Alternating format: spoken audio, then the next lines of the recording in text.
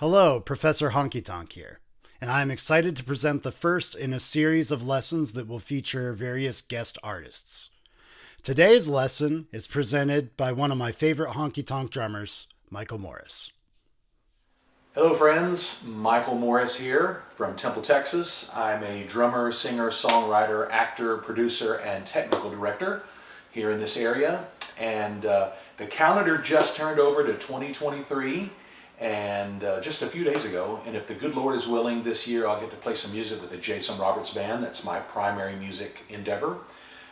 When I'm not out with Jason, I get the opportunity to play some sub dates with Billy Mata and the Texas Tradition, Jody Nixon and his Texas Cowboys, Johnny McGowan's Rugged Gents, Bob Apple, Brady Honeycutt, Alex Meixner Band, and a slew of other local folks, or whoever calls, and I'm available. So, what I'm going to cover in today's video is the 4/4 Country Shuffle. It was the bedrock sound of music and the country music from the late 1950s up through the 1970s. You've probably heard it on songs like Ray Price's Invitation to the Blues, which was recorded in 1959, Farron Young's Hello Walls, 1961, Johnny Bush's Whiskey River, 1972, Mel Tillis's Memory Maker, 1974, and a thousand other country hits. Prior to the 4/4 Country Shuffle, most drummers played what is referred to as a two-beat. I was honored that my friend and fellow musician Jordan Stern asked me to discuss this particular style of playing. You see, when I was a youngster, my folks took me out to a lot of dances here in the Central Texas area, and I normally spent the bulk of my time around the stage watching the band and paying close attention to what the drummer was doing. And I was always enthralled by the sound that a cross stick made. For a long time, I actually thought that the drummer somehow was manipulating or making that sound with his wristwatch on the drum, and I could just never figure out what they were doing, but then I finally caught on what was going on. I'm also honored because for the last 35 years I've been a professional musician, and I've been tasked with creating the iconic and unmistakable sounds of country music, and it's a responsibility and a craft that I take very seriously. And there's not a gig goes by that I don't have to employ this very valuable tool. I'm glad to know it, and I'm glad to share it with you here today. Even today, the 4/4 shuffle beat is the thing that drives the band, and it keeps the dancers gleefully moving around the dance floor. I think it's also important to point out that the cross stick is a style of snare drumming or playing that's employed in a lot of other music genres. You'll find it in jazz, in pop, in rock and roll, hip hop, funk, and a slew of others. But today we're going to focus on how to play it and within a country 4/4 shuffle style. Let's talk about the tools, what I'm playing today. This snare drum is a 1969 5-inch by 14-inch Ludwig Acrolite, a very common snare drum. Of course, this drum and these other drums are older than I am. This bass drum is a part of my 1965 Ludwig downbeat set. It's 14 inches deep by 20 inches in diameter. The hats here are Soul Tone vintage hats, 15-inch. Let's see, talking about brushes, any kind of brush will do.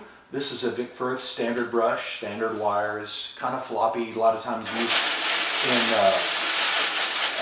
in ballad music and jazz music. But I like the best brush I like to use, or my favorite brush, is a Vic Firth live wire brush. Now, brushes by nature are obviously quieter than sticks. They don't make as much volume because, well, there's not as much mass. But there's a little difference in these Vic Firth's live wires that I like to use, especially for live drumming. It's because that the wires themselves are thicker and they don't flex as much. In addition to that, each one of the wire strands has a bead on top of it, so it just creates more volume. And I'll just give you a quick demonstration. Regular brush. A lot lot more cut through, a lot more attack, a lot more volume. So I like these, to use these the best. But I encourage you to find a brush that you like and that works for you. I just find that in live playing, that works better than just cuts more. Let's see here. The sticks I'll be using today are also Vic Firth. I've got some American Classic 7A and an American Classic 5A. They're both made out of hickory, same length. They're 16, this one's a little bit like 5A is a little bit longer.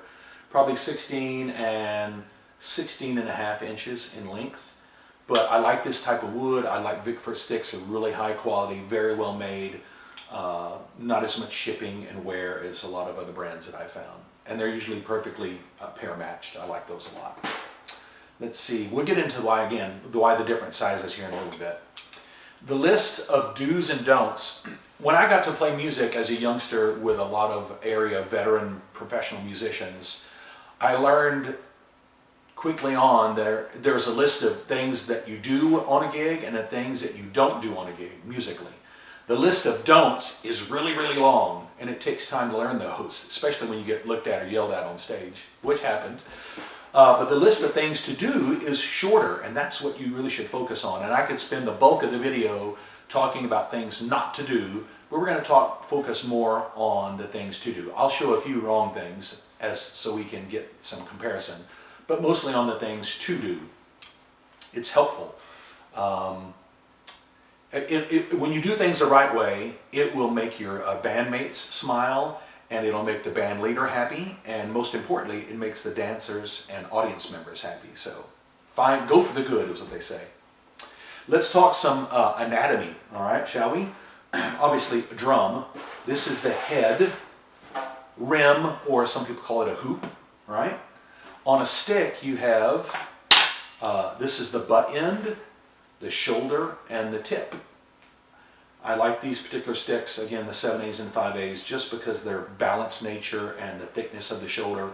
All wood design is what I really like to go with.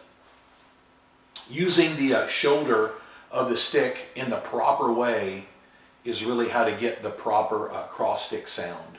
And we'll talk about that in a minute, of course. Country shuffles, they are in a 4/4 time. Those of you who read music know that's a quarter note per beat in the measure. 1, 2, 3, 4. 4 beats per measure, 4/4 time. Depending on the band leader and what song is called, shuffles are played at a variety of tempos. They're all over the map. Some really, really slow and some pretty quick. You have to be ready and be flexible to play all of those tempos. Regarding the period of country music that I previously mentioned, there are two styles, Nashville and Bakersfield, right? Nashville sound is more polished, refined, more smooth. The Bakersfield sound is a little more rowdy, a little more raucous, a little more rough. But today's demonstration will focus on the Nashville sound or the Nashville style of shuffle drumming. Okay, so we're going to go with the live wire stick, and we're going to go with a 5A drumstick first.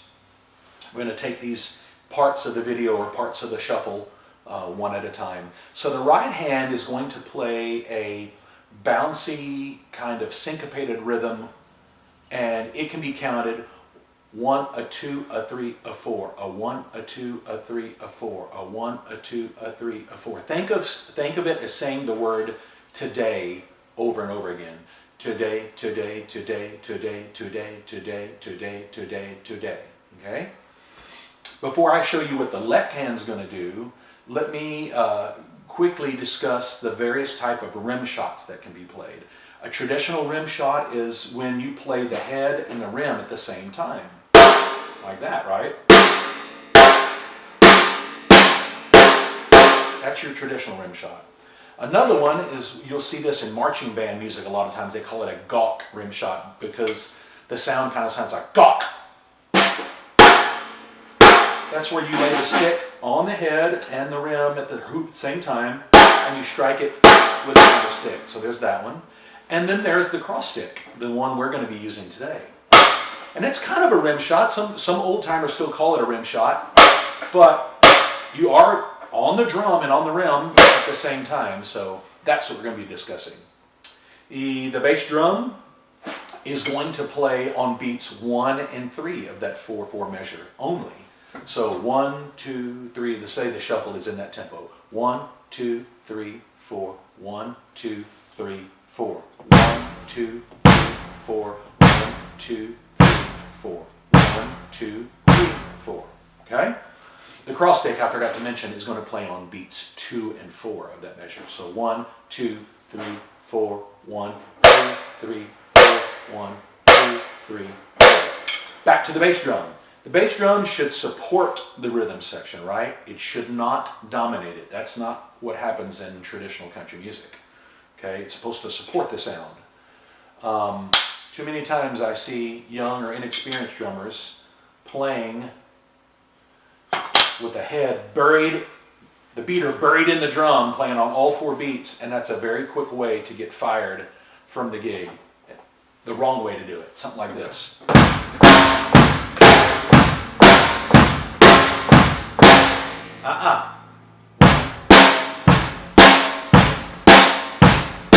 When you're playing on the snare, of course. So, there's that. The hi-hat can be played on beats 2 and 4 along with the snare drum. It's not mandatory to do it, but it helps kind of thicken and fatten up the sound and make it a little chunkier.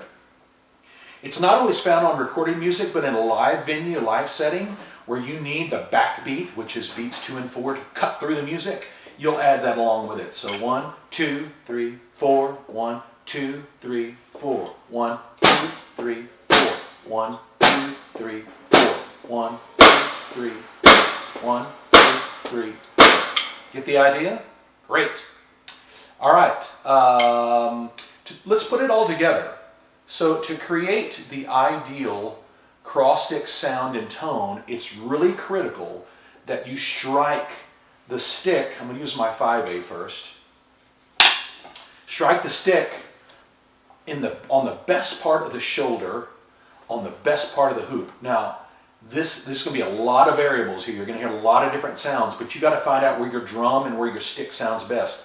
Sometimes even within a pair of sticks, I like to have one of the sticks as my snare stick because it just sounds better playing on the hoop. It can be the identical stick, the identical pair, but it's just going to have a little bit more density, a little more thickness. And I'm really critical and picky about how I like the cross stick to sound on the snare, right? You want a nice, you can get a bright clicky sound or a clocky sound. I kind of like a thuddy, woody sound. Sometimes I'll even use the butt end of the stick primarily, but then when you go back to playing snare, if you do that, you're going to have a little bit more volume that you need to control, a little thicker sound here, so you might want to go back to playing with the tip of the stick. But I'll demonstrate. Different parts of the drum are going to sound completely different, different parts of the stick. So watch. I'll just play and you listen. I'm moving around the drum as I go to find that sweet spot.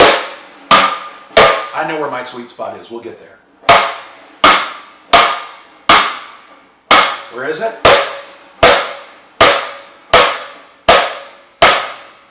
You can even help by using your palm and your hand to kind of dampen the snare drum a little bit if you don't want any tone or some overtone or rings. Right in there. Good sound, right? Not too clicky, not too clocky. We don't want that. That's all tip and all, not much stick over the rim. We don't want this. I don't think. That's more drum sound. That's what you want right there. That leaves us this little space right in here to play the brush. If your sweet spot is up here, obviously, you'll have a little bit more drum to work with, but that's kind of my sweet spot. So let's put them together one at a time. 1, 2, 3, 4. 1, 2, 3, 4. 1, 2,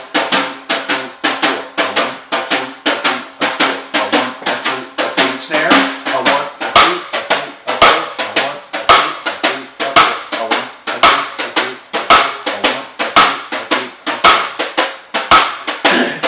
That you get those beats to line up. You don't want it sounding like this. Wrong, right? You don't want that. It's a flange. You want them together.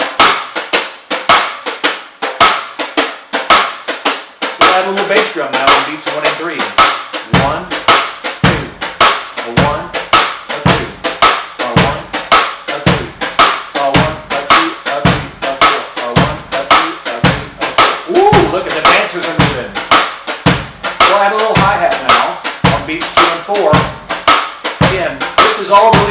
section needs to groove, but we'll add it.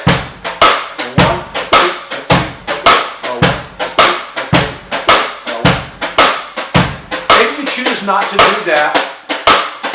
Maybe you'll choose not to use the hi-hat the entire song. Maybe you'll do it on the chorus. Change it for a little bit of variety. So verses here.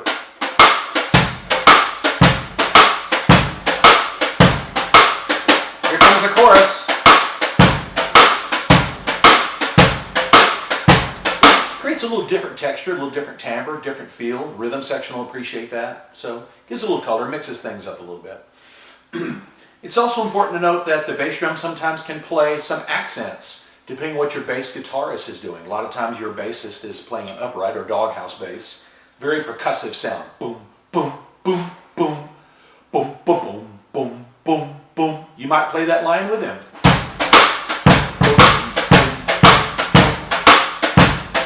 But not. We don't want that. You're supporting the rhythm section, right? So that's important. Cool there. So I'll play it a little bit different tempo, a slower tempo, and then we'll do a faster tempo. 1, 2, 1, 2, 3, 4.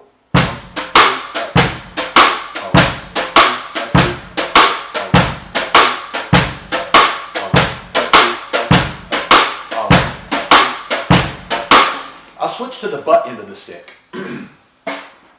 1, 2, 3, 4. Oh, listen to that. Big difference. I love that sound. That's what I do a lot.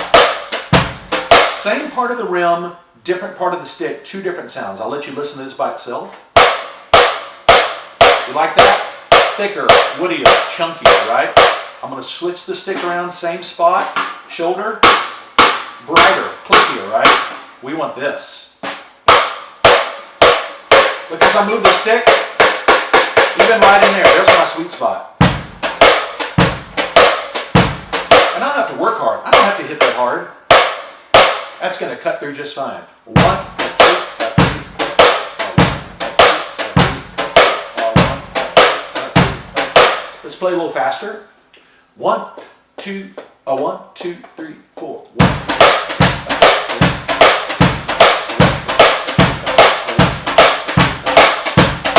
Here comes the chorus.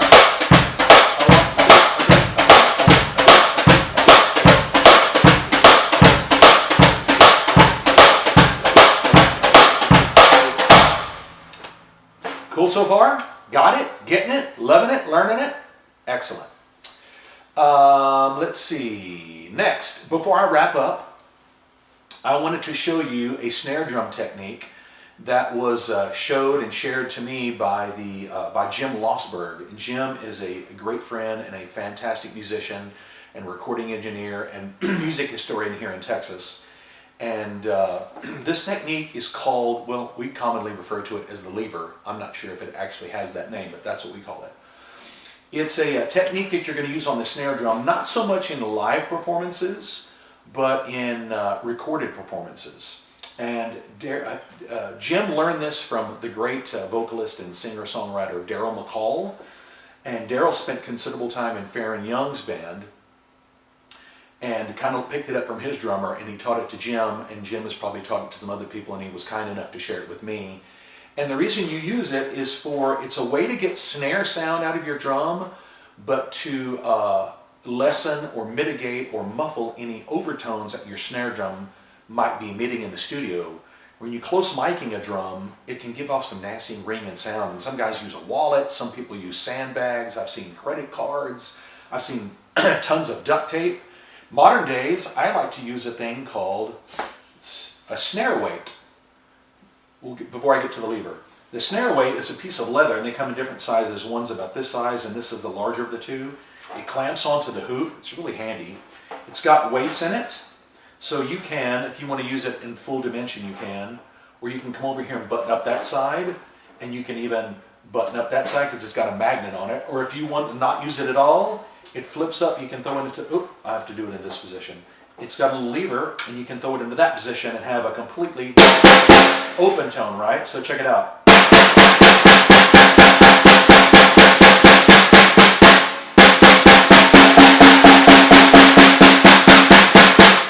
And it's not constantly on the drum. If you could take a slow motion video of this, the snare weight actually bounces up and does this and sits back down every time you play.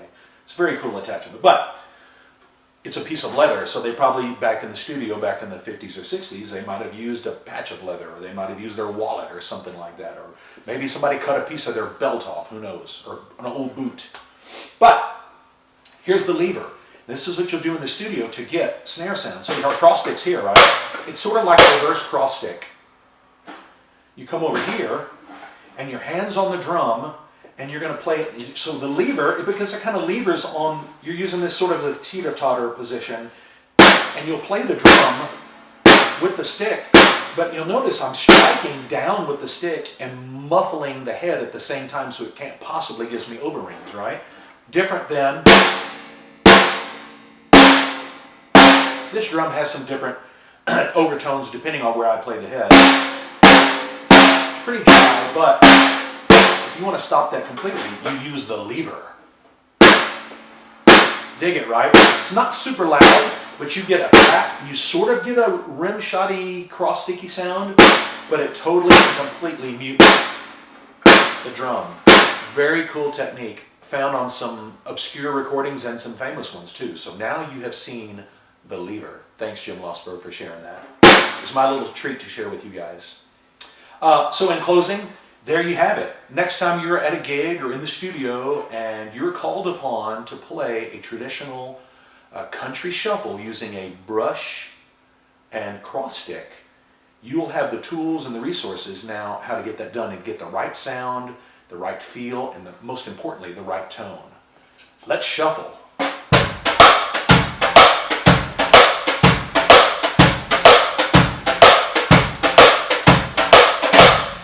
So long for now. Thanks once again to Michael Morris for sharing his knowledge of honky tonk drumming with us today, particularly with the work with the brush stick shuffle pattern. Be sure to like and subscribe and watch for future content and maybe even some future lessons from Mr. Michael Morris. This is Professor Honky Tonk signing off.